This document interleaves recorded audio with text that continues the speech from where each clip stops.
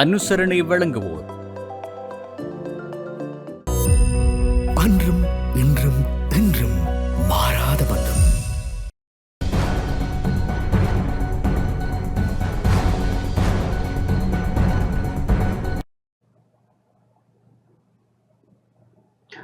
வணக்கம். டான் தமிழொலியின் இரவு நேர பிரதான செய்தி அறிக்கைகளுடன் இணைந்திருக்கின்றோம். செய்திகள் வாசிக்கும் நான் ரவீந்திரன் நிர்மல். முதலில் தலைப்புச் செய்திகள்.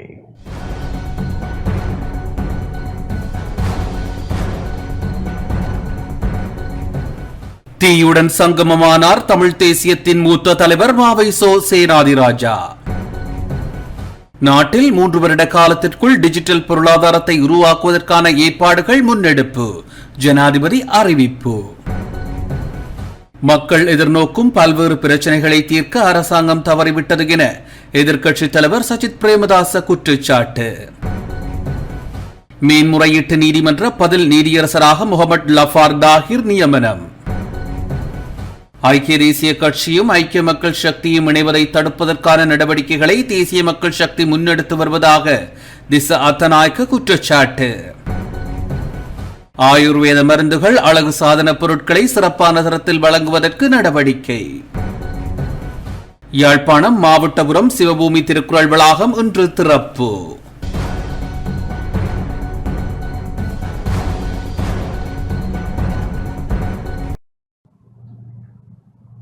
தொடர்வது முதன்மை செய்தி.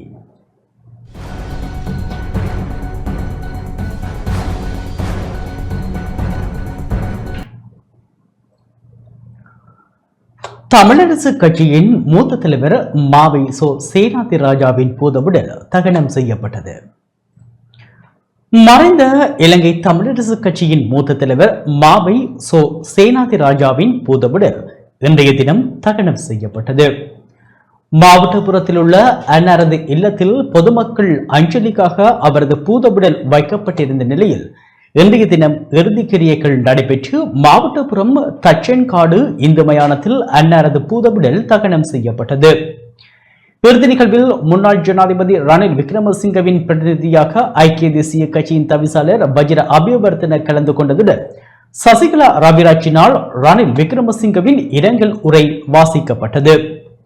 மேலும் இறுதி அஞ்சலி நிகழ்வில் அகில இலங்கை மக்கள் காங்கிரஸ் தலைவர் ரிஷாத் பதியுதீன், தமிழ் முற்போக்கு கூட்டணி தலைவர் மேனோ கணேசன், இலங்கை தொழிலாளர் காங்கிரஸ் பொதுச் செயலாளர் ஜீவன் தொண்டமான், புரோட்டமைப்பின் தலைவர் தர்மலிங்கம் சித்தார்த்தன், தமிழ் தேசிய கட்சியின் தலைவர் ஸ்ரீகாந்தா, APRLF அமைப்பின் தலைவர் சுரேஷ் பிரேமச்சந்திரன், டெலோ சார்பில் அதன் பேச்சாளர் குருசாமி சுரேந்திரன், தமிழ் மக்கள் கூட்டணியை சேர்ந்த யாழ் மாநகர முன்னாள் முதல்வர் மணிவண்ணன், நாடாளுமன்ற உறுப்பினர்களான சிவஞானம் ஸ்ரீதரன், ஞாவினா ஸ்ரீநேசன், சண்முகம் குகதாசன், முன்னாள் நாடாளுமன்ற உறுப்பினர்களான MK சிவாஜிலிங்கம், பாவண்ணா அரியநேத்திரன், சீனா சிவமோகன் உள்ளிட்ட அரசியல் பிரமுகர்கள், பொது அமைப்பினர், மதகுருமார், சிவில் சமூக செயற்பாட்டாளர்கள் என பலர் கலந்து கொண்டு இறுதி அஞ்சலி செலுத்தினர்.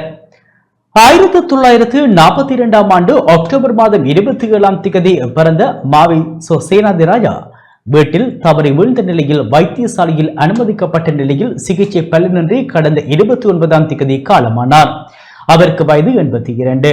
இலங்கை தமிழர் அரசியலில் மிக பெரும் ஆளுமையான மாவையின் மறைவு தமிழ் மக்கள் மத்தியில் பெரும் சோகத்தை ஏற்படுத்தியுள்ளது. 20 ஆண்டுகளுக்கு மேல் நாடாளுமன்ற உறுப்பினராக பணியாற்றிய அவர் 7 ஆண்டுகளுக்கு மேல் சிறைவாசம் அனுபவித்திருந்தார். 2014 சேனாதிராஜா இலங்கை தமிழரசு கட்சியின் தலைவராக தெரிவு செய்யப்பட்டு 2024 ஆண்டு வரை கட்சியின் தலைவராக நீடித்தார். இலங்கை தமிழரசு கட்சியின் மிக நெருக்கடியான காலங்களில் தலைவராக பணியாற்றி கட்சியை கொண்டு செல்வதற்கு பல்வேறுபட்ட முயற்சிகளை மேற்கொண்ட ஒரு உன்னதமான நபர் ஆவார். அவரின் மறைவு தமிழ் தேசிய பரப்பில் பெரும் வெற்றிடத்தை ஏற்படுத்தியுள்ளது என்றால் மிகையாகாது. பெரியவர் சம்பந்தன் அவர்களது மரண நிகழ்வு திருகோணமலை நிகழ்ந்த பொழுது அங்கே நண்பர் வஜிரவின் தலைவர் முன்னாள் ஜனாதிபதி ரணில் விக்ரமசிங்கே அவர் வந்திருந்தார். நான் உரையாற்றும் பொழுது தமிழிலும் ஆங்கிலத்தில் ஒரு விஷயத்தை சொன்னேன். சம்பந்தன் அவர்கள் ஜனநாயக ரீதியாக பேச்சுவார்த்தை மூலமாக புதிய ஒரு அரசியலமைப்பை நீங்கள் உருவாக்கி தருவீர்கள் என்ற நம்பிக்கையிலே ஏற்கனவே 2 வருடங்கள் இந்த பணியில் ஈடுபட்டிருந்தார். அதனை கடைசி வரை செய்து தரவே இல்லை. அவர் மனமடைந்து போனார். அது மட்டுமல்ல, இறுதி காலகட்டத்திலே பேரினவாதம் விடுதலை புலிகள் தலைவர் பிரபாகரன் ஆயுத முனையிலே பெற முடியாததை சம்பந்தன் பேச்சுவார்த்தை மூலமாக பெற முயல்கிறார் என்று அபாண்டமாக சொல்லி அவர் நையாண்டி செய்தது இனவாதம் தலைவிரித்து ஆடியது என்று சொன்னேன். அன்று இரவே எனக்கு தொலைபேசியில் அழைத்து மாவை என்னன்னு சொன்னார், தம்பி சரியாக சொன்னீர்கள், தமிழிலும் சொன்னீர்கள், ஆங்கிலத்திலும் சொன்னீர்கள், சொல்லவனை எடுத்து சொன்னீர்கள் என்று சொன்னார். நான் சொன்னேன், அண்ணா சரியானது தானே சொன்னேன் என்று சொன்னேன். ஞாபகம் இருக்கிறது, இன்று கூட ஞாபகம் இருக்கிறது எனக்கு. வடகிழக்கின் ஒவ்வொரு கிராமத்திலும் தன்னுடைய காலை பதித்து அங்கே இருக்கக்கூடிய மக்கள் மத்தியிலே தமிழ் தேசிய உணர்வொன்றையும் தமிழ் மக்களுடைய விடுதலைக்கான அந்த வேட்கையையும் உருவாக்கியவர். அவர்களில் அவர் ஒரு மிக முக்கியமானவர். சிறைகளிலே அடைக்கப்பட்டிருந்த போது பல தடவைகள் 10 தடவைகளுக்கு மேலாக கைது செய்யப்பட்டு அடைக்கப்பட்டிருந்த போது அவர் மிகப்பெரிய சித்திரவதைகளை அவர் அனுபவித்திருக்கின்றார். ஒரு சம்பவத்தை மாத்திரம் நான் ஞாபகப்படுத்த விரும்புகின்றேன். அவர் சிறையிலே இருந்தபோது அவரை சித்திரவதை செய்து அந்த பக்கத்திலே அந்த அலுவலகத்திலே கொண்டு வந்து தூக்கி போட்டிருந்தார்கள். ஒருவரும் இல்லை. அவர் ஓரளவுக்கு அரை மயங்கிய நிலையிலே தான் இருந்திருக்கிறார். இருந்தாலும் அவர் எழுந்து அந்த மேசையிலே குண்டூசியால் இருந்த குண்டூசியால் எடுத்து தமிழ் ஈழம் வாழ்க என்ற அந்த வசனங்களை அந்த நிலையிலே கூட பொறிச்சிருக்கின்றார். கடைசி காலங்களில் அவருக்கு சில சோதனைகள் வேதனைகள் இருந்திருக்கின்றது. அவர் பல தடவைகள் எனக்கு கூறியிருக்கின்றார். என்னை பொறுத்தவரையில் தமிழரசு கட்சியினுடைய ஒரு கடைசி அங்கத்தவர், தமிழரசு கட்சியை இன்று வரை காப்பாற்றி வந்தவர். ஆனால் இன்று அவருடன் ஒரு பெரிய ஒரு சரித்திரத்தினுடைய முடிவு எழுதப்படுகின்றது. அந்த முடிவு இதற்கு பிற்பாடு அந்த விடயங்களை முன்னெடுத்து செல்வதாக இருந்தால் தமிழ் மக்கள் மத்தியில், தமிழ் கட்சிகள் மத்தியில் பாரிய மாற்றங்கள் தேவை. அந்த பாரிய மாற்றங்களை மக்களும் சரி, கட்சிகளும் சரி, அவர்கள் எண்ணி பார்ப்பார்களா, நினைப்பார்களா, சிந்திப்பார்களா என்ற ஒரு தேவை இருக்கிறது. யுத்தம் நடந்த காலத்திலும் சரி, யுத்தம் முடிவுக்கு வந்ததுக்கு பிற்பாடும் சரி, சர்வதேச ரீதியாகவும் சரி, உள்நாட்டிலும் சரி, பாராளுமன்றத்திலும் நிச்சயமாக அதற்கு மிக பெருமளவில், மிக பெரிய அளவில் தனது குரலை உயர்த்தி குரல் கொடுத்து எல்லோரையும் இணைந்து கொண்டு சென்ற ஒரு போராளிக்கு நாங்கள் விடை கொடுக்கின்ற ஒரு நேரம். ஒரு பாராளுமன்றம் போவதை கனவில் வைத்துக் கொண்டு அரசியலுக்கு வருபவர் பல பேர். ஆனால் திரு சேனாதிராஜா பொறுத்தவரை அவர் அப்படி அல்ல. அவர் சிறு வயதில் இருந்து இறுதி வரை முழு நேரமாக மக்களுக்கு உழைத்த ஒரு மகான். எப்பொழுதுமே தமிழ் மக்களுடைய பிரச்சனைகள், தமிழ் மக்களுடைய கலாச்சாரம் மற்றும் அதிகார பகிர்வு தொடர்பாகவே எப்பொழுதும் தன்னுடன் பேசியதை ஞாபகப்படுத்தி, அதே நேரம் தங்களுடன் ஒரு நண்பராகவே பழகின ஒரு அரசியல் தலைவருடைய மறைவினை மிக ஆழ்ந்த அனுதாபத்தை தெரிவித்துக் கொண்டு தன்னுடைய பேச்சை முடித்துக் கொண்டிருக்கிற திரு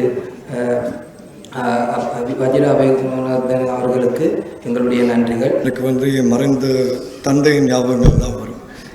கடைசியாக நான் இறுதி வணக்கம் செலுத்தினது அவரோட மறைவுக்கு. அப்படி இருக்கும்போது இங்கே எத்தனை பேர் என்ன சொன்னாலும் அந்த குடும்பத்துக்கு தான் அதிகமான அளவு பாதிப்பு. அரசியலில் இருக்கிற வரைக்கும் எல்லாரும் ஞாபகம் வச்சுருப்பாங்க, விமர்சிப்பாங்க, பாராட்டுவாங்க, பல்வேறு விஷயங்கள் சொல்லுவாங்க. ஆனால் என்னதான் விமர்சனங்கள் அதெல்லாம் இருந்தாலும் ஒரு மனிதன் இல்லாமல் போகிற பட்சத்தில் தான் அந்த மனிதனின் வாழ்வு நான் எல்லாருக்கும் புரியும். அப்படி இருக்கும்போது இந்த குடும்பத்துக்கு அந்த பலம் கட்டாயம் இறைவன் வழங்குவார்னு நான் நம்புகிறேன். மறைந்த பெருந்தலைவர் கடந்த வருஷம் நான் அவரை சந்திக்கும் போது ஒரு விடயம் சொல்லியிருந்தார். ஐயா சௌமியமூர்த்தி தொண்டமான் ஐயாவும் அவரும் நெருங்கிய நண்பர்கள். அவரோட படம் எப்போவுமே அவர் வீட்டில் இருக்கும். கட்டாயம் வீட்டுக்கு வரணும்னு சொல்லியிருக்காரு. நான் நீர்வளங்கள் அமைச்சராக இருக்கும்போது. ஆனால் இது வரைக்கும் வர கிடைக்கல. இந்த தருணத்தில் நான் வருகை தந்திருக்கிறது எனக்கும் மனவேதனையை தான் கொடுக்குது. அப்படி இருக்கும்போது இலங்கை தொழிலாளர் காங்கிரஸ் சார்பாகவும் மலையக மக்கள் சார்பாகவும் குடும்பத்துக்கும் கட்சிக்கும் எமது ஆழ்ந்த அனுதாபங்களை தெரிவித்துக் கொள்கிறேன். இவரோடு முரண்பட்டுக் கொள்ளவில்லை. ஆயுதம் தாங்கிய எந்த ஒரு இயக்கமாக இருந்தாலும் அவரை மாவை அண்ணா என்று உண்மையான உளசுத்தியோடு அழைக்கக்கூடிய ஒரு பெருமதியை பெற்றிருந்தார். அப்படிப்பட்ட ஒரு பெருந்தகை, அப்படிப்பட்ட ஒரு உயர்ந்த மனிதன், உன்னதமான மனிதன் வார்த்தைகளால் அவர் வதைக்கப்பட்டிருந்தார். அந்த வதைப்பு என்பது அவர் மனதை காயப்படுத்தி இருந்தது. அந்த காயம் என்பது அவருக்கு கடைசி காலமாக அமைந்திருக்கின்றது. எனவே அந்த மனிதனை மலினப்படுத்துவதற்காக யாராவது எழுதினால், பேசினால் அவர்களுடைய பிறப்புரிமையில் குறைபாடு இருக்கின்றது என்றுதான் நான் சொல்ல முடியும். மாவை சேனாதிராஜா அண்ணன் அவர்கள் எங்களோடு மிக அன்பாக பண்பாக பழகுகின்ற ஒருவராக இருந்தார். காணுகின்ற பொழுதெல்லாம் தம்பி என்று பெயர் சொல்லி அழைக்கின்ற ஒரு பண்பான அரசியல்வாதியாக நாங்கள் கண்டோம். பாராளுமன்றத்திலும் அவர் தன்னுடைய கொள்கையோடு நின்றவர், அதற்காக உரத்து குரல் எழுப்பியவர். என்னை காணுகின்ற பொழுதெல்லாம் அடிக்கடி சொல்லுவார், யாழ்ப்பாணத்து முஸ்லிம்களை கொண்டு வந்து குடியேற்ற வேண்டும் தம்பி, அதற்கு நீங்கள் எடுக்கின்ற முயற்சிகளுக்கு நான் பக்கபலமாக இருப்பேன் என்று அடிக்கடி சொல்லுவார். அவர் பாராளுமன்றத்தில் இருக்கின்ற காலத்திலே எங்களுடைய கிளிநொச்சி, முல்லைத்தீவு, மன்னார் பாராளுமன்ற உறுப்பினர்களையும் தமிழ் அரசு கட்சி பாராளுமன்ற உறுப்பினர்களையும் என்னையும் அழைத்து இவர்களுடைய குடியேற்றத்திலே இருக்கின்ற தடைகள் என்ன, அவற்றை நாங்கள் ஆராய்ந்து அவற்றை தீர்த்து வைக்க வேண்டும் என்று பல கூட்டங்களை பாராளுமன்ற குழு அறையிலே இந்த அண்ணன் மாவை சேனாதிராஜா தலைமையிலே நாங்கள் நடாத்தி இருக்கிறோம். எனவே நல்ல மனித பண்புமிக்க ஒருவரை இன்று இந்த நாடு இழந்திருக்கிறது. மதிப்புக்குரிய மறைந்த தலைவர் அமரர் சேனாதிராஜா அவர்களை 70ஆம் ஆண்டு தொடக்கங்களிலிருந்து நான் அறிவேன். அவர் வடக்கு கிழக்கு மண்ணை காப்பாற்றணும் என்ற நோக்கத்தோடு திருகோணமலையில் வந்து பண்புலம், இப்பொழுது முன்பு முதலிக்குளம் என்று அழைக்கப்பட்டு இப்பொழுது பண்புலம், இப்பொழுது முறவு என்று அழைக்கப்படுகின்ற பகுதியிலே இளைஞர்களை குடியேற்ற வேண்டும் என்ற ஒரு கடுமையான முயற்சியில் ஈடுபட்டிருந்தார். அந்த காலத்திலே அவர் பல நோய்களுக்கும் மலேரியா, காய்ச்சல் போன்றவற்றுக்கும் உள்ளாகி இருந்தார். அந்த நேரத்திலே தான் அவர் எனக்கு பழக்கமானார். அது தொடக்கம் இதுவரையில் 60 ஆண்டுகள் அல்லது 55 ஆண்டுகள் வரையில் அவரோடு மிக நெருக்கமாக பழகி இருக்கின்றேன். அவர் திருகோணமலை மண்ணை பாதுகாக்கணும் என்ற நோக்கத்தோடு அவர் செயற்பட்ட அடியொற்றித்தான் நானும் பிற்காலத்திலே மலைய மக்களை கொண்டு வந்து குடியேற்ற பணியில் ஈடுபட்டேன். அவர் தமிழ் தேசியத்தின் அடையாளமாக விளங்கினார். அவர் தம்மை மதிப்புக்குரிய சித்தார்த்தன் அவர்கள் கூறியது போல அவருடைய இழப்பை ஈடு செய்வது மிகவும் சிக்கல். அவர் தமிழ் தேசியத்தின் அடையாளமாக பார்க்கப்பட்டார். மற்ற எல்லாரையும் விட இயக்கங்களும் சரி, மற்றவர்களும் சரி, அவரை தமிழ் தேசியத்தினுடைய அடையாளமாக பார்க்கப்பட்டவர். இந்த தமிழினம் மீண்டும் ஒன்று திரண்டு ஒரு அணியாக தங்களது பலத்தை வெளிப்படுத்த வேண்டும் என்ற கருத்தினுடைய தான் அவர் இருந்தார்.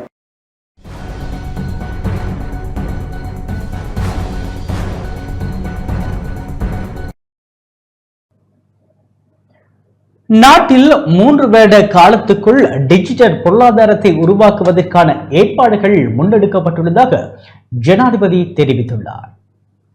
நாட்டில் மீண்டும் ஒரு பொருளாதார நெருக்கடி ஏற்படுவதற்கு எந்த வகையிலும் இடமளிக்கப் போவதில்லை என ஜனாதிபதி அன்றகுமார் திசாநாயக்க தெரிவித்துள்ளார். குருநாகல் மாவட்டம் பல்பித்திகமவில் இடம்பெற்ற மக்கள் சந்திப்பில் கலந்து கொண்டு உரையாற்றும் போதே அவர் இவ்வாறு குறிப்பிட்டார். ගම් හැටියට එකතු වෙලා මේ ජයග්‍රහණය ගෙනත් දෙන්න දායක වුණා, සම්මාදන් වුණා. එනිසා අපිට ආණ්ඩුව හදලා කෙටි කාලෙකින් நாட்டின் ஆட்சி அதிகாரம் ஓரிரு குடும்பங்களின் வசமே இருந்து வந்தது. நாட்டில் கடந்த முறை இடம்பெற்ற ஜனாதிபதி தேர்தலின் போதும் பிரதான வேட்பாளர்களை கவனித்து பாருங்கள். ஒருவர் முன்னாள் ஜனாதிபதியின் மருமகன், மற்றும் ஒருவர் முன்னாள் ஜனாதிபதியின் மகன். அதிகாரத்தின் மீது அவர்களுக்கு தீராத மோகம் இருந்து வருகிறது. ஆயினும் அந்த சவாலை முறியடித்து மக்களை நேசிக்கும் எம்மை நீங்கள் தெரிவு செய்தீர்கள். இந்த வெற்றிக்கு நீங்கள் தான் காரணம். தேர்தல் முடிவடைந்தவுடன் மக்களுக்கு நன்றி தெரிவிக்க வேண்டிய கடப்பாடு இருந்தது. ஆயினும் நாடு பெரும் பொருளாதார நெருக்கடியில் இருந்ததால் உடனடியாக பல்வேறு பணிகளை முன்னெடுக்க வேண்டியிருந்தது. ஆதலால் மக்கள் மத்தியில் செல்வதற்கும் தாமதம் ஏற்பட்டது. ஏனெனில் அமைச்சரவையில் 3 மாத்திரமே இருந்தோம். பொருளாதார பிரச்சினையை தீர்ப்பதற்கான முன்னெடுப்புகளை செய்து வருகிறோம். எதிர்காலத்தில் பொருளாதார நெருக்கடி ஏற்படுவதற்கு எந்த வகையிலும் இடமளிக்கப் போவதில்லை. தொழில்நுட்ப ரீதியாக நாம் பல்வேறு அபிவிருத்திகளை கொண்டு வரவுள்ளோம். விசேடமாக டிஜிட்டல் அடையாள அட்டையை அறிமுகப்படுத்துவோம். அதற்காக தற்போது 10 கோடி ரூபாவை நிவாரணமாக பெற்றுத்தர இந்திய அரசாங்கம் இணங்கியுள்ளது. அதேபோன்று எமது ஆட்சியின் 3 வருட காலத்துக்குள் டிஜிட்டல் பொருளாதாரத்தையும் உருவாக்குவதற்கு ஏற்பாடுகள் செய்துள்ளோம். නමුත් නොවැම්බර් මාසේ 14 වෙනිදා පාර්ලිමේන්තු මැතිවරණය තියලා පාර්ලිමේන්තුවේ බලය අපි ගත්තා. ඒතර දැන් ජනාධිපතිවරයා ඉන්න மக்கள் எதிர்நோக்கும் பல்வேறு பிரச்சனைகளை தீர்க்க அரசாங்கம் தவறிவிட்டது என எதிர்க்கட்சித் தலைவர் சையத் பிரேமதாச தெரிவித்துள்ளார். நாட்டின் பிரச்சனைகளை ஒரு கையொப்பத்தால் தீர்த்து விடுவோம் என வீரப்பூ பேசியவர்களால் இன்று எந்த பிரச்சனையையும் தீர்க்க முடியாது போயுள்ளது என எதிர்க்கட்சித் தலைவர் சையத் பிரேமதாச தெரிவித்துள்ளார். குருநாகல் வெல்சிரிபுர நகரத்தில் இன்று நடைபெற்ற மக்கள் சந்திப்பில் கலந்து கொண்டு உரையாற்றும் போதே அவர் இவ்வாறு தெரிவித்தார். තවත් කොටසකට 10000ක් දුන්න ඒ ගොවිතැන් කරන කාලවකවානුව තුල ඒ සහනෙ ලැබුණේ නැහැ. අද අපේ රටේ மக்கள் எதிர்நோக்கும் பல்வேறு பிரச்சினைகளை தீர்க்க அரசாங்கம் தவறிவிட்டது. சொன்னவற்றுக்கும் செய்து கொண்டிருப்பதற்கும் மத்தியில் பாரிய வேறுபாடுகள் காணப்படுகின்றன. அரிசி, உப்பு, தேங்காய் பிரச்சினை முதல் எல்லா பிரச்சினைகளுக்கும் ஒரு கையொப்பத்தால் தீர்த்து விடுவோம் என கூறினாலும் இன்னும் இவர்களால் இவற்றுக்கு தீர்வு காண முடியவில்லை.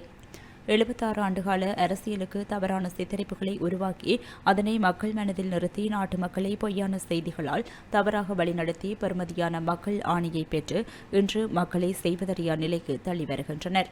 நாட்டில் பாரிய அரிசி தட்டுப்பாடு நிலவுகின்றது. இந்த பற்றாக்குறைக்கு மத்தியில் நுகர்வோர், விவசாயிகள் என இரு பாலாரும் தோற்கடிக்கப்பட்டுள்ளனர். அறுவடை நேரத்திலும் கூட நெல்லுக்கான உத்தரவாத விலையை பெற்றுக்கொள்ள முடியாத நிலை ஏற்பட்டுள்ளது. 1 கிலோ நெல்லுக்கு 150 ரூபாய் உத்தரவாத விலையை பெற்றுத் தருவோம் என அரசாங்கத்தினர் கூறினர். ஆனால் தற்போது 80 ரூபாய்க்கு சந்தையில் விற்கப்படுகின்றன.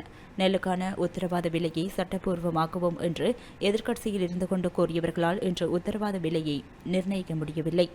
நெல் கொள்வனவு செய்வதற்காக திரைசேரி ஒதுக்கிய பணத்தை கோரிய கடிதத்தை கூட வழங்க முடியாத ஆட்சியே நாட்டில் உள்ளது. පාරිභෝගික පරාජය වෙලා ගොවියත් පරාජය වෙලා අද ගෝයන් කැපෙන කාලේ අතවශ්‍යම නැගෙනහිර පළාතේ ගෝයන් மேன்முறையீட்டு நீதிமன்ற பதில் நீதியரசராக முகமது லபார் தாஹிர் நியமனம் செய்யப்பட்டுள்ளார். மேன்முறையீட்டு நீதிமன்ற பதில் நீதியரசராக நீதிமன்றத்தில் தற்போதிருக்கும் சிரேஷ்ட நீதியரசரான முகமது லபார் தாஹிர் நியமிக்கப்பட்டுள்ளார். இதன்படி மேன்முறையீட்டு நீதிமன்ற பதில் நீதியரசராக முகமது லபார் தாஹிர் இன்று ஜனாதிபதி செயலகத்தில் ஜனாதிபதி அனுரகுமார் திசாநாயக்க முன்னிலையில் சத்திய பிரமாணம் செய்து கொண்டார். மேன்முறையீட்டு நீதிமன்றத்தின் நீதியரசர் பந்துல கருணாரத்ன ஓய்வு பெறுவதற்கு முந்தைய விடுமுறையை பெற்றுக் கொண்டிருக்கும் நிலையில் அதனை ஜனாதிபதி அனுரகுமார திசாநாயக்க ஏற்றுக்கொண்டுள்ளார். அந்த வகையில் புதிய மேன்முறையீட்டு நீதிமன்ற தலைமை நீதியரசர் ஒருவர் அரசியலமைப்பு ரீதியாக நியமிக்கப்படும் வரை இந்த நியமனம் நடைமுறையில் இருக்கும் என ஜனாதிபதியின் ஊடக பிரிவு தெரிவித்துள்ளது. ரணில், சஜித் ஆகியோரை இணைக்க முடியும் என்ற நம்பிக்கை உள்ளது என முன்னாள் நாடாளுமன்ற உறுப்பினர் திசா அத்தநாயக்க தெரிவித்துள்ளார். ஐக்கிய தேசிய கட்சியும் ஐக்கிய மக்கள் சக்தியும் இணைவதை தடுப்பதற்கான நடவடிக்கைகளை தேசிய மக்கள் சக்தி முன்னெடுத்து வருவதாக முன்னாள் நாடாளுமன்ற உறுப்பினர் திசா அத்தநாயக்க குற்றம் சுமத்தியுள்ளார். கண்டி குண்டசாலையில் இன்று இடம்பெற்ற மக்கள் சந்திப்பின் பின்னர் ஊடகங்களுக்கு அவர் இவ்வாறு கருத்து வெளியிட்டார். ஐக்கிய தேசிய கட்சியும் ஐக்கிய மக்கள் சக்தியும் இணைவதற்கான பேச்சுவார்த்தைகள் சாதகமான முறையில் முன்னெடுக்கப்பட்டு வருகின்றன. இருதரப்பு நிறைவேற்று குழுவின் அங்கீகாரத்தின் அடிப்படையில் கலந்துரையாடப்படுகின்றன. எதிர்வரும் உள்ளூராட்சி மன்ற தேர்தலை இலக்காக கொண்டே நாம் செயற்படுகின்றோம். ரணில், சஜித் ஆகியோரை இணைக்க முடியும் என்ற நம்பிக்கை எமக்கு இருக்கின்றது. எனினும் ஒரு சில தரப்பினர் இதனை குழப்புவதற்கு முயற்சிக்கின்றனர். குறிப்பாக இதை தடுப்பதற்கான நடவடிக்கைகளை ஆளும் தரப்பான தேசிய மக்கள் சக்தி முன்னெடுத்து வருகின்றது. நாடு பின்னோக்கி செல்வதில் இருந்து தடுப்பதற்கு பலமான கட்சிகள் இணைய வேண்டியது அவசியமாகும் என்று கூறினார். මේ එකතුව සදාගන්න උත්සාහ කරමින් තිබෙන්නේ. ඒකේ වාසිය එන්නේ රටටත් ජනතාවටත් කියන එක කියන්න ඕන වෙන පුද්ගලයන්ට. ஆயுர்வேத மருந்துகள், அழகு சாதன பொருட்களை சிறப்பான தரத்தில் வழங்குவதற்கு நடவடிக்கை எடுக்கப்பட்டுள்ளது. மக்களுக்கு ஆயுர்வேத மருந்துகளையும் ஆயுர்வேத அழகு சாதன பொருட்களையும் சிறப்பான தரத்தில் வழங்குவதை இலக்காக கொண்டு நடவடிக்கை எடுக்குமாறு ஆயுர்வேத மருந்தகங்கள் மற்றும் தயாரிப்புகள் ஒழுங்குமுறை சபையின் புதிய உறுப்பினர்களுக்கு சுகாதார அமைச்சர் நளிந்த ஜேதிச பணிப்புரை விடுத்துள்ளார். குறித்த சபையின் புதிய உறுப்பினர்களுக்கான நியமன கடிதம் வழங்கும் நிகழ்வு ராஜகிரியவில் அமைந்துள்ள தேசிய ஆயுர்வேத வைத்தியசாலையில் நேற்று இடம்பெற்றது. இதில் கலந்து கொண்டு கருத்து தெரிவிக்கும் போதே அமைச்சர் இதனை குறிப்பிட்டார். ஆயுர்வேத துறையின் ஒழுங்குமுறை சபை தனது பொறுப்பில் இருந்து விலகி இருக்கும் போது தரமான மற்றும் உயர்தர பொருட்கள் மக்களுக்கு கிடைப்பதில்லை. தற்போது அது குறித்து பல முறைப்பாடுகள் கிடைக்கப் பெற்றுள்ளன. உள்ளூர் மருத்துவ முறை நன்கு மேம்படுத்தப்பட வேண்டும். அந்த மருத்துவ முறை தொடர்பான தனித்தன்மைகளை அடையாளம் கண்டு அவற்றை சுற்றுலா வணிகத்துடன் இணைத்து சுற்றுலாத்துறையை மேம்படுத்துவது தற்போதைய அரசாங்கத்தின் முக்கிய நோக்கமாகும். மேலும் மேற்கத்தைய மற்றும் ஆயுர்வேத மருத்துவமனை அமைப்புகளை ஒன்றிணைக்கும் போது சுற்றுலா பகுதிகளில் மனித மற்றும் பௌதிக வசதிகளை துரிதமாக அபிவிருத்தி செய்யுமாறு அரசாங்கம் கோருகின்றது.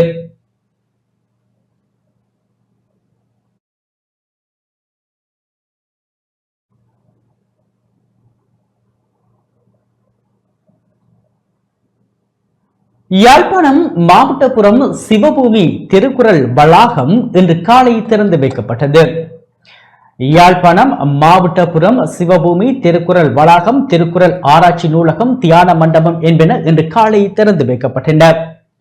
சிவபூமி அறக்கட்டளை தலைவர் சாதனை தமிழன் கலாநிதி ஆர் திருமுருகன் தலைமையில் நடைபெற்ற நிகழ்வில் பிரதம விருந்தினராக இந்திய உச்சநீதிமன்ற நீதிபதி ராணா மகாதேவனும், சிறப்பு விருந்தினர்களாக யாழ்ப்பாணத்துக்கான இந்திய துணை தூதுவர் சாய் முரளி, சிரேஷ்ட சட்டத்தரணி கலாநிதி குமாரவடிவேல் குருபரன் ஆகியோரும் கௌரவ விருந்தினர்களாக வைத்திய நிபுணர்களான சேனா கமலாகரன், கேதீஸ்வரன் தம்பதிகள், பாலசிங்கம் தம்பதிகள் லண்டன், ஜோகநாதன் தம்பதிகள் லண்டன், சியாமலா புஷ்பநாதன் கொழும்பு ஆகியோரும் கலந்து கொண்டு சிவபூமி திருக்குறள் வளாகத்தை திறந்து வைத்தனர்.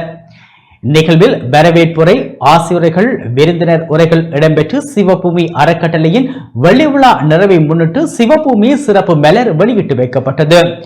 நிகழ்வில் மாவை ஆதீன முதல்வர் மகாராஜஸ்ரீ சானா ரத்தின சபாபதி குருக்கள், நெல்லை ஆதீன முதல்வர் ஸ்ரீலஸ்ரீ சோமசுந்தர தேசிக ஞானசம்பந்த பரமாச்சாரிய சுவாமிகள், கோப்பாய் சுப்பிரமணிய கோட்ட முதல்வர் ரிஷி தொண்டுநாதன் சுவாமிகள், யாழ்ப்பாண பல்கலைக்கழக துணைவேந்தர் சீனா ஸ்ரீ சத்குணராசா, கிழக்கிழங்கை பல்கலைக்கழக துணைவேந்தர் பேராசிரியர் வானா கனகசிங்கம், வவுனியா பல்கலைக்கழக துணைவேந்தர் ஆனா அற்புதராஜா, யாழ்ப்பாண தமிழ் சங்க பெருந்தலைவர் பேராசிரியர் ஆனா சண்முகதாஸ், கலாநிதி மனோன்மணி சண்முகதாஸ், வெலிகாமம் வடக்கு பிரதேச செயலாளர் சிவகங்கா சுதீஸ்வர், சிவபூமி அறக்கட்டளை நிர்வாகத்தினர், பொதுமக்கள் என பலர் கலந்து கொண்டனர்.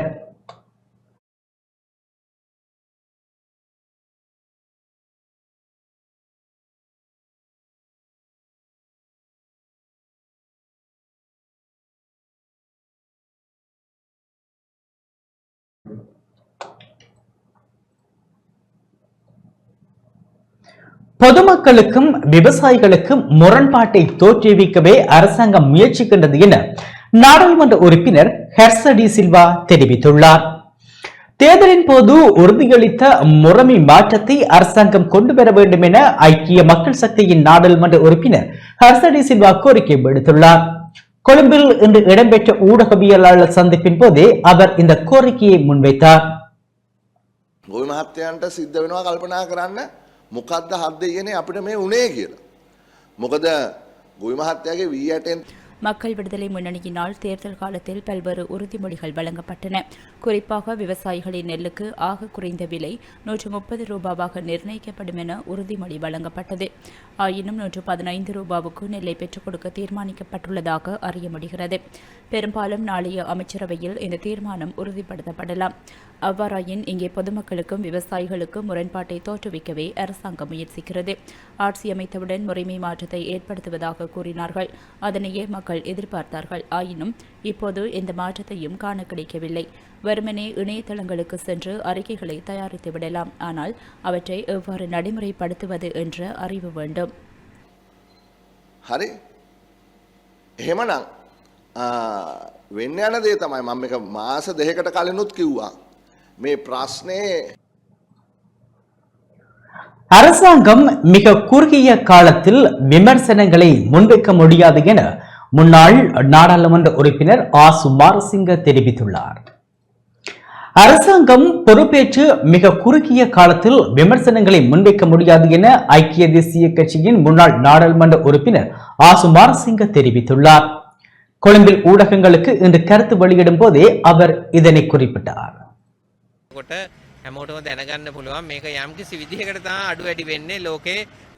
நாட்டில் தற்போதும் பொருளாதார நெருக்கடி நிலவுகிறது. எதிர்வரும் 2028 ஆண்டு நாம் கடனை மீள செலுத்த வேண்டியுள்ளது. ஆதலால் நாட்டுக்கு டொலர்கள் அவசியமாகும். அவ்வாறு டொலர்களை பெற்றுக்கொள்வதாயின் முதலீட்டாளர்களின் வருகை தேவை. நாட்டில் கடந்த காலங்களில் அமைச்சு பதவி வகித்தோரும் அரசாங்க உத்தியோகத்தர்கள் சிலரும் முதலீட்டாளர்களுக்கு தடையாக இருந்தார்கள். அவ்வாறு இல்லாமல் மிக இலகுவாக முதலீடுகளை செய்யும் வண்ணம் முதலீட்டாளர்களுக்கு வாய்ப்பளிக்கப்பட வேண்டும். எந்த தடையும் இல்லாமல் 10 முதலீட்டாளர்கள் வருவார்களேயானால் 2028 ஆண்டு என்பது சவாலானதாக இருக்காது. அதே போல அரசாங்கத்துக்கும் அது நெருக்கடியை தோற்றுவிக்காது. இவ்வாறான காரணங்களே தற்போதைய அரசாங்கத்தின் ஆட்சி 5 ஆண்டுகளா அல்லது 10 ஆண்டுகளா என்பதை தீர்மானிக்கும். இதேவேளை அரசாங்கம் பொறுப்பேற்று மிக குறுகிய காலத்தில் விமர்சனங்களை முன்வைக்க முடியாது. ஏனென்றால் நாட்டில் இன்றும் பொருளாதார நெருக்கடி காணப்படுகிறது.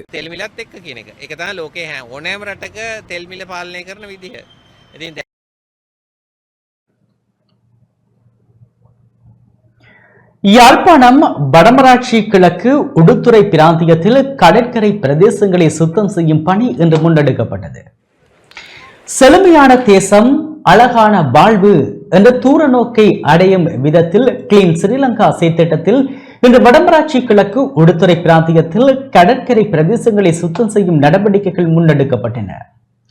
மருதங்கணி போலீசார் உடுத்துறை 10ஆம் வட்டார கடற்றொழிலாளர் சங்கத்துடன் இணைந்து உடுத்துறை கடற்கரை பிரதேசத்தை சுற்றியுள்ள பகுதிகளில் துப்புரவு பணியை மேற்கொண்டனர்.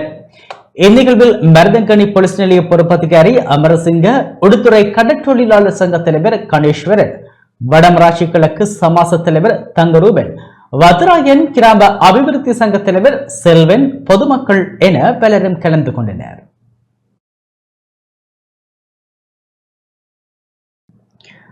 மட்டக்களப்பு காத்தான்குடி கடற்கரை கிளீன் ஸ்ரீலங்கா வேலை திட்டத்தின் கீழ் சிரமதானம் செய்யப்பட்டது. கிளீன் ஸ்ரீலங்கா வேலை திட்டத்தின் கீழ் மட்டக்களப்பு புதிய காத்தான்குடி கிழக்கு 167B கிராம உத்தியோகத்தர் பிரிவில் உள்ள சிவில் பாதுகாப்பு குழுவும் காத்தான்குடி போலீசாரும் இணைந்து காத்தான்குடி கடற்கரையில் சிரமதான பணி ஒன்றை முன்னெடுத்தனர். காத்தான்குடி அன்வர் பள்ளிவாயல் கடற்கரை மற்றும் நதியா பீச் கடற்கரை பகுதிகள் சிரமதானத்தின் மூலம் துப்புரவு செய்யப்பட்டன. சிரமதான வேலை திட்டத்தில் காத்தான்குடி போலீஸ் நிலைய பொறுப்பதிகாரி பிரதம பரிசோதகர் சத்நாயக்க மற்றும் போலீசார், கிராம உத்தியோகத்தர்கள், அபிவிருத்தி உத்தியோகத்தர்கள், சிவில் பாதுகாப்பு குழு உறுப்பினர்கள், பொதுமக்கள் என பலரும் கலந்து கொண்டனர்.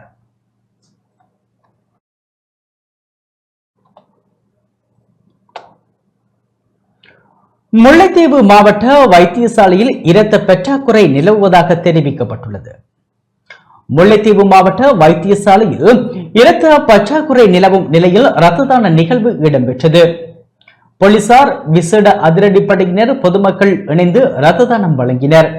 முல்லைத்தீவு மாவட்ட வைத்தியசாலையில் இரத்த பற்றாக்குறை காணப்படுவதாக முல்லைத்தீவு மாவட்ட போலீஸ் பொறுப்பதிகாரிக்கு வழங்கப்பட்ட தகவலை அடுத்து முல்லைத்தீவு மாவட்டத்தில் உள்ள 10 போலீஸ் நிலையங்களில் இருந்து போலீசார், விசேட அதிரடிப்படையினர் மற்றும் பொதுமக்கள் இணைந்து முல்லைத்தீவு மாவட்ட வைத்தியசாலை இரத்த வங்கியின் பொறுப்பதிகாரி வைத்தியர் சசினி விஜயரத்ன தலைமையில் இரத்த தானம் செய்தனர். முல்லைத்தீவு கிளை அரச வைத்திய அதிகாரிகள் சங்கத்தினரின் ஏற்பாட்டில் இடம்பெற்ற குறித்த இரத்த தான நிகழ்வில் முல்லைத்தீவு மாவட்ட வனவள திணைக்களத்தினர் நிதி அனுசரணை வழங்கியிருந்தனர். அதோடு முல்லைத்தீவு மாவட்ட பொது வைத்தியசாலையில் இரத்த தட்டுப்பாடு தொடர்ச்சியாக இருப்பதாகவும் இதனை நிவர்த்தி செய்ய அனைவரும் ஆதரவு தருமாறும் இரத்த வங்கியின் வைத்தியர் தெரிவித்துள்ளார்.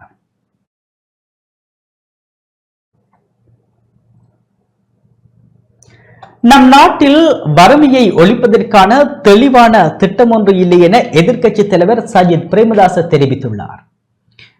விவசாயிகளுக்காக குரல் எழுப்பி அவர்களது ஆதரவோடு ஆட்சி அமைத்த அரசாங்கம் நெல்லுக்கான நிர்ணய விலையை வழங்க தவறிவிட்டது என எதிர்க்கட்சி தலைவர் சஜித் பிரேமதாச தெரிவித்துள்ளார். குர்நாகல் ஹரியாய தேர்தல் தொகுதியில் கும்புகடே பிரதேசத்தில் அமைந்துள்ள ஹசஹல புராண ரஜமகா விகாரையில் ஏற்பாடு செய்யப்பட்டிருந்த மக்கள் சந்திப்பில் கலந்து கொண்டு உரையாற்றும் போதே அவர் இதனை குறிப்பிட்டார்.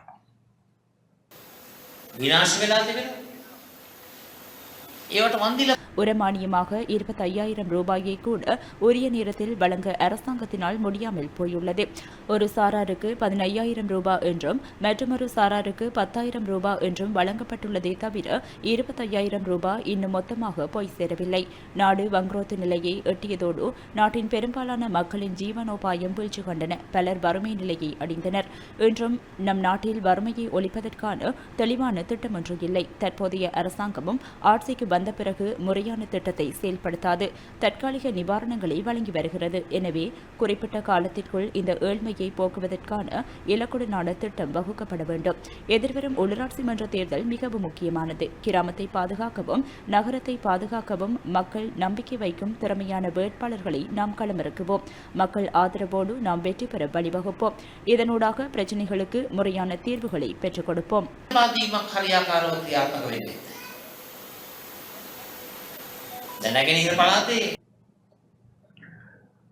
நாட்டில் உணவுக்கு தட்டுப்பாடு ஏற்படும் நிலையுள்ளதாக ஐக்கிய மக்கள் சக்தியின் அம்பாறை மாவட்ட இணைப்பாளர் குற்றம் சாட்டியுள்ளார்.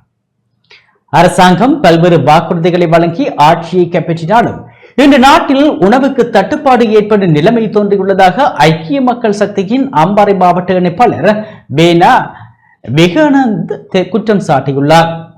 என்று ஊடகங்களுக்கு கருத்து தெரிவிக்கும் போதே அவர் இவ்வாறு குறிப்பிட்டார். இலங்கை தேசமானது முழுவதுமாக கடலால் சூழப்பட்டிருந்த போதிலும் கூட இன்று உப்புக்கே தட்டுப்பாடு வந்துவிட்டது. எனவே நீங்கள் வழங்கிய வாக்குறுதிகளை தாண்டி இன்று சாப்பாட்டுக்கே, எங்களுடைய பாசையில் கூற வேண்டுமாயிருந்தால் சோத்துக்கே அங்கலாய்க்கும் நிலைமை இன்று உருவாகிவிட்டது. எனவே நான் கூறுகிறேன், ஆசை வார்த்தைகளை காட்டி ஜனாதிபதி தேர்தலிலும் அதே போல அண்மையில் ஏற்பட்ட பாராளுமன்ற தேர்தலிலும் அவர்கள் அதிகமான வாக்குகளை அள்ளிக் கொண்டார்கள். யாழ்ப்பாணம் கோப்பாயில் தேசிய மக்கள் சக்தியின் பொதுமக்கள் தொடர்பாடல் அலுவலகம் திறந்து வைக்கப்பட்டது.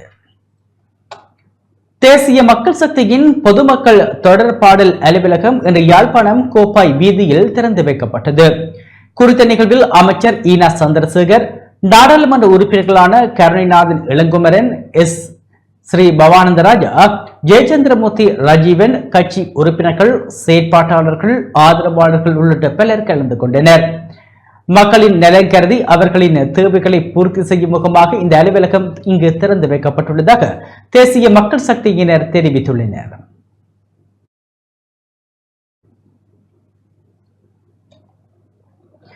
தர்மபுரம் விஸ்வமடு உடையார்கட்டு பகுதிகளில் கால்நடைகளால் தொல்லை ஏற்படுவதாக விசனம் வெளியிடப்பட்டுள்ளது. கிளிநொச்சி மாவட்டத்தின் A35 பிரதான வீதியில் புளியம்பொக்கனை, தர்மபுரம், விஸ்வமடு, உடையார்கட்டு ஆகிய பகுதிகளில் இரவு பகலாக கால்நடைகள் நடமாடுவதால் வீதி விபத்துக்கள் அதிகரித்துள்ளதாக விசனம் வெளியிடப்பட்டுள்ளது. பிரதான வீதிகளில் கால்நடைகள் நடமாடி திரிவது மற்றும் படுத்து உறங்குவதன் காரணமாக இவ்வீதியூடாக போக்குவரத்தை மேற்கொள்ளும் சாரதிகள் பெரும் சிரமத்தை எதிர்நோக்குவதாகவும் கால்நடைகளின் உரிமையாளர்களின் கவனக்குறைவு காரணமாக உயிராபத்துக்கள் ஏற்படுகின்றன. பெரும் அச்ச நிலைமையில் இவ்வீதியூடாக பிரயாணத்தை மேற்கொள்ள வேண்டிய நிலை ஏற்பட்டுள்ளதாகவும் இது தொடர்பாக சம்பந்தப்பட்ட அதிகாரிகள் உரிய நடவடிக்கை எடுக்க வேண்டும் என வாகன சாரதிகள் வலியுறுத்தியுள்ளனர்.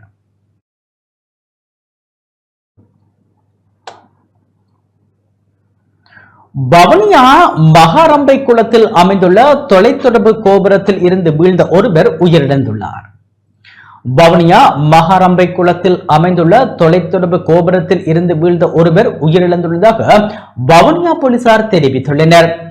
குறித்த பகுதியில் அமைந்துள்ள தொலைத்தொடர்பு கோபுரத்தில் ஏறி திருத்த பணிகளை முன்னெடுத்து வந்த ஊழியர் ஒருவர் நிலை தடுமாறி கீழே வீழ்ந்துள்ளார். இதனால் படுகாயம் அடைந்த அவர் வவுனியா வைத்தியசாலையில் அனுமதிக்கப்பட்ட நிலையில் உயிரிழந்துள்ளார். சம்பவத்தில் அனுராதபுரம் நிக்கவரட்டிய பகுதியை சேர்ந்த 30 வயதுடைய சதுரங்க ஹேரத் என்ற இளைஞனே உயிரிழந்துள்ளார்.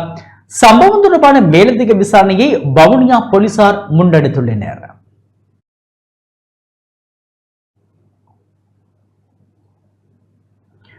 வடமராட்சி கிழக்கு செம்பியன் பெற்றில் முதியவர் ஒருவரின் சடலம் குளத்தில் இருந்து மீட்கப்பட்டுள்ளது.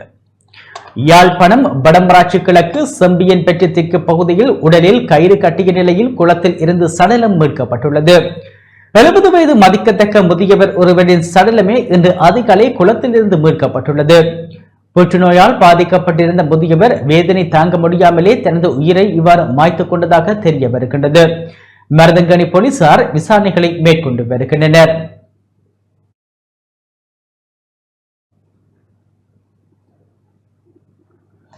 ஹிக்கடுவையில் கடல் அலையில் சிக்கிய தாயும் மகளும் பாதுகாப்பாக மீட்கப்பட்டனர். ஹிக்கடுவையில் கடல் அலையில் சிக்கிய தாயும் மகளும் பாதுகாப்பாக மீட்கப்பட்டுள்ளதாக போலீசார் தெரிவித்துள்ளனர். இச்சம்பவம் ஹிக்கடுவ நாரிகம கடற்பரப்பில் நேற்று மாலை இடம்பெற்றுள்ளதாக போலீஸ் ஊடக பிரிவு இன்று வெளியிட்டுள்ள அறிக்கையில் தெரிவிக்கப்பட்டுள்ளது. நாரிகம கடற்பரப்பில் தாயும் மகளும் நீராடச் சென்ற வேளை அலையில் சிக்கொண்டு அடித்துச் செல்லப்பட்டுள்ளனர். இது தொடர்பில் கடற்கரை பாதுகாப்பு போலீசாருக்கு அறிவிக்கப்பட்டது. இதனை அடுத்து போலீஸ் உத்தியோகத்தர்களான பிரேமகுமார, கனிஷ்க திசாநாயக்க, ஜெயசிங்க ஆகியோர் இணைந்து இருவரையும் காப்பாற்றியுள்ளனர். ஹேக்கடுவை பகுதியை சேர்ந்த 42 வயதான தாயும் 14 வயதுடைய மகளுமே இவ்வாறு காப்பாற்றப்பட்டுள்ளதாக போலீஸ் ஊடக பிரிவு தெரிவித்துள்ளது.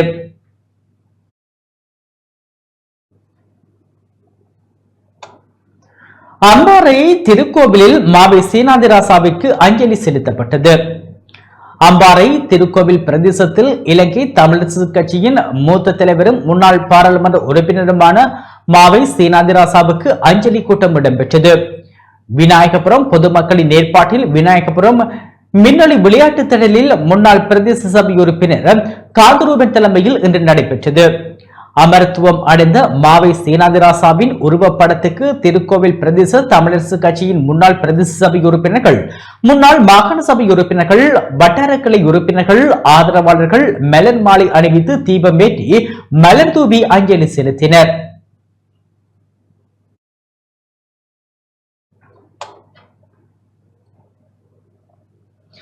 இலங்கை தமிழரசு கட்சியின் பெருந்தலைவர் மாவை சீனாதிராசாவுக்கு ஆத்ம சாந்தி வேண்டி மட்டக்களப்பு சித்தாண்டியில் அஞ்சலி நிகழ்வு நடாத்தப்பட்டது. இலங்கை தமிழரசு கட்சியின் மூத்த தலைவர் அமரர் மாவை சீனாதிராசாவுக்கு ஆத்ம சாந்தி வேண்டி மட்டக்களப்பு சித்தாண்டியில் இலங்கை தமிழரசு கட்சியின் வட்டார கிளையின் ஏற்பாட்டில் அஞ்சலி நிகழ்வு நடைபெற்றது. பாராளுமன்ற உறுப்பினர் ஞானமுத்து ஸ்ரீநேசன், மட்டக்களப்பு மாவட்ட இலங்கை தமிழரசு கட்சியின் வாலிபர் முன்னணி தலைவர் கேனா சோபனன், சித்தாண்டி இலங்கை தமிழரசு கட்சியின் ஆதரவாளர்கள் மற்றும் பொதுமக்கள் உள்ளிட்டோர் கலந்து கொண்டனர். மாவை சீனாதிராசாவின் உருவப்படத்துக்கு மலர் அஞ்சலி செலுத்தப்பட்டு மௌனாஞ்சலியும் செலுத்தப்பட்டது.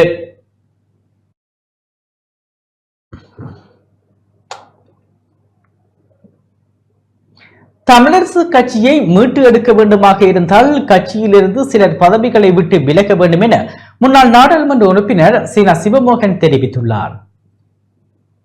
தமிழரசு கட்சியின் தேசிய பட்டியல் வலுவிழக்க இறைத்த நீராக தமிழரசு கட்சியின் தேசிய பட்டியல் விழலுக்கு இறைத்த நீராக தம் இனத்தையே அளிக்கும் கோடாலி காம்பின் கையில் கிடைத்துள்ளது என முன்னாள் நாடாளுமன்ற உறுப்பினர் சீனா சிவமோகன் தெரிவித்துள்ளார். வவுனியாவில் உள்ள அவரது அலுவலகத்தில் இடம்பெற்ற ஊடக சந்திப்பில் அவர் இவ்வாறு தெரிவித்தார். ஈழ தேசிய விடுதலை போராட்டத்தை திசை மாற்றிய ஒரு கூட்டம், தன் இனத்தையே வெட்டி வீழ்த்தும் கோடாரி காம்புலாக சில கூட்டங்கள் இலங்கை தமிழரசு கட்சியை ஆக்கிரமித்து தவறான பாதையில் கொண்டு செல்ல முற்படுகிறார்கள்.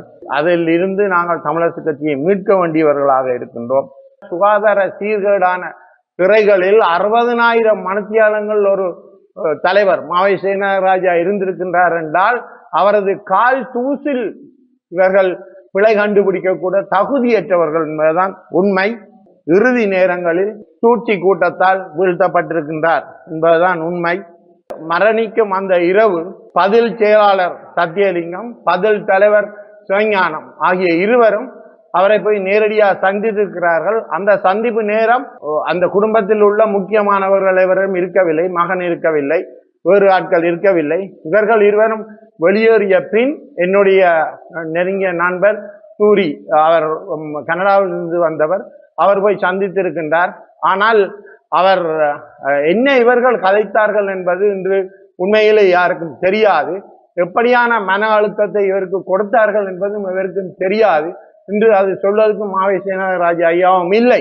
எனவே அவர்கள் தான் இதை வெளிப்படுத்த வேண்டும். நீங்கள் என்னத்துக்கு போனீர்கள், என்ன கதைத்தீர்கள், எதனால் அவர் குழம்பி நின்றார் என்று. இயற்கையாக இருந்த அவர் அதன் பின்னர் தான் வழக்கு தாக்கல் செய்கிற பயில்கள் எடுக்க வேண்டும், கட்டி கோப்புகள் எடுக்க வேண்டும் என்று இரவிரவாக அலைந்திருக்கின்றார்.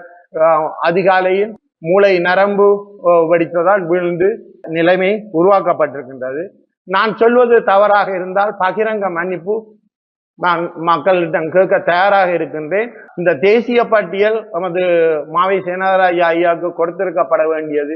கொடுத்திருந்தால் இன்று அனைத்து கட்சிகளையும் ஒருங்கிணைத்து மீண்டும் தலைவர் விட்ட பாதையில் ஒரு தமிழர் அணியை உருவாக்கி அதை செயல்படுத்தி இருப்பார். அதுதான் அவரது நோக்கமாகவும் இருந்தது. யாரையும் கட்சியை விட்டு கலைக்கும் நோக்கம் அவருக்கு ஒரு காலமும் இல்லை. போனவர்களையும் திருப்பி எடுத்து அனைவரையும் ஒருங்கிணைத்து ஒரு தேசிய அமைப்பாக நமது தமிழர்களை ஒருங்கிணைக்க வேண்டும் என்பதில் அவர் உறுதியாக இருந்தார். ஆனால் அவரது முயற்சி துரோகத்தால் தோற்கடிக்கப்பட்டது என்பதுதான் உண்மை. சதி மூலம் தாங்கள் அந்த தேசிய பட்டியலை தங்களுக்கு சுயநலங்களுக்கு எடுத்திருக்கிறார்கள்.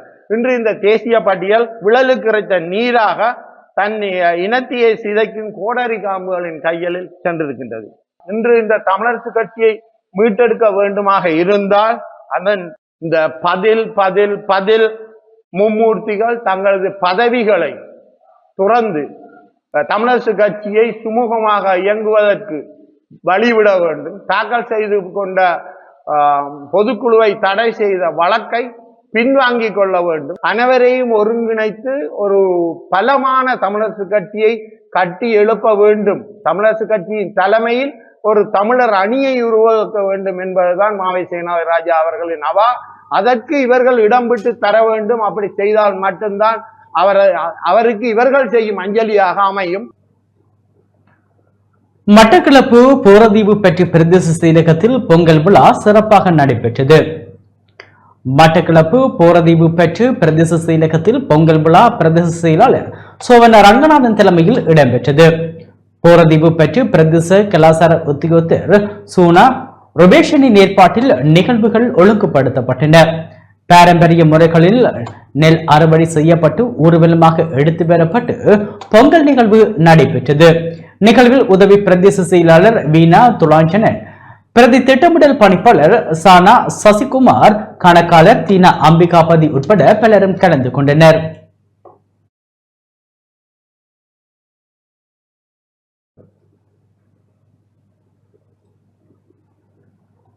இத்துடன் டான் தமிழொலியின் இன்றைய இரவு நேர பிரதான செய்தி அறிக்கை நிறைவு பெற்றது. தொடர்ந்தும் எமது நிகழ்ச்சிகளுடன் இணைந்திருங்கள். வணக்கம்.